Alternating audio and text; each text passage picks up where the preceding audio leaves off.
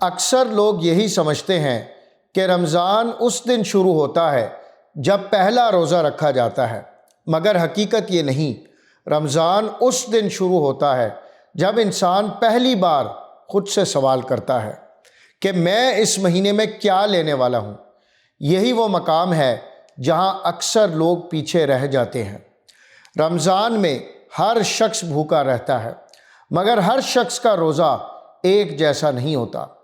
فرق پیٹ کا نہیں ہوتا، فرق دل کا ہوتا ہے۔ اسی لیے ایک ہی روزہ کسی کو نرم کر دیتا ہے اور کسی کو چڑچڑا بنا دیتا ہے۔ یہ بات کم لوگ جانتے ہیں کہ روزہ صرف صبر کا امتحان نہیں بلکہ عادتوں کا امتحان ہے۔ ایک اور حقیقت اکثر نظر انداز ہو جاتی ہے۔ رمضان میں تبدیلی خود بخود نہیں آتی۔ اگر آتی ہوتی تو ہر نمازی یکساں ہوتا۔ رمضان نتیجہ نہیں دیتا، رمضان موقع دیتا ہے۔ جو اس موقع کو سمجھ لیتا ہے اس کی زندگی کا رخ بدل جاتا ہے، اور جو اسے معمول سمجھتا ہے اس کے دن یوں ہی گزر جاتے ہیں۔ رمضان کا سب سے بڑا پیغام یہی ہے کہ دل کے بغیر عبادت بوجھ بن جاتی ہے۔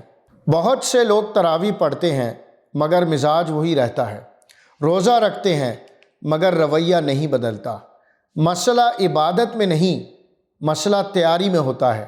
اسی لیے رمضان کی اصل تیاری نمازوں کی تعداد بڑھانے سے پہلے دل کی سمت درست کرنے میں ہے، کیونکہ رمضان سب کو ملتا ہے مگر بدلتا صرف اسے ہے جو اسے سمجھ کر لیتا ہے۔ یہی وہ مہینہ ہے جو انسان کو نہیں، اس کی نیت کو بدل دیتا ہے، اور جب نیت بدل جائے تو انسان خود بخود بدل جاتا ہے۔ اے اللہ، ہمیں رمضان کو صرف پانے والا نہیں بلکہ سمجھنے والا بنا دے۔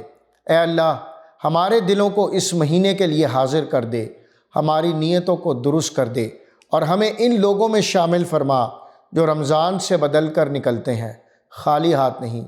اے اللہ، ہمیں ایسا رمضان عطا فرما جو ہماری زندگی کا رخ بدل دے۔ آمین یا رب العالمین۔